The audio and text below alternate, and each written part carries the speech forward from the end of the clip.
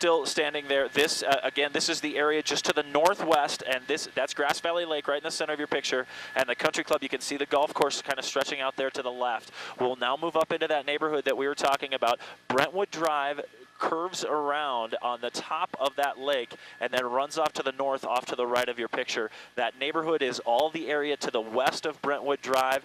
There, it looks all white. It's a lot of burned out land, a lot of scorched land in there. There are houses that are still standing in that area, but just a lot of houses that were damaged and destroyed when the fire came through.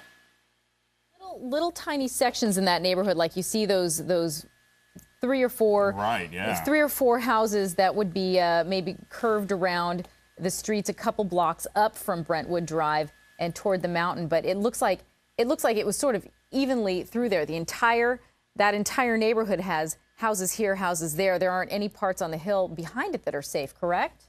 That's right. I mean, right now it looks fairly uniform. I mean, sometimes we talk about the bad luck of these fires, about how it will jump and touch one house and then a neighbor right next door is not going to be burned. Here you see one right in the center of your picture that looks like it's directly in the path of where all those other houses were destroyed. But, you know, this is a huge loss to this neighborhood. It looks like the majority of homes in this area, just to the northwest of Brentwood Drive, on the northwest side of Grass Valley Lake, it looks like the majority of homes are destroyed here.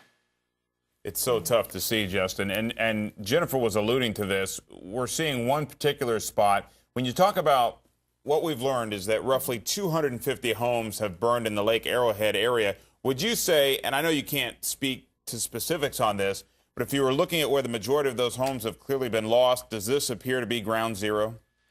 Well, you know, we don't want to say that too much. This is actually not where the fire's burning right now. It's moved off a bit to the south and west, and Robert Kovacic's been talking a lot today.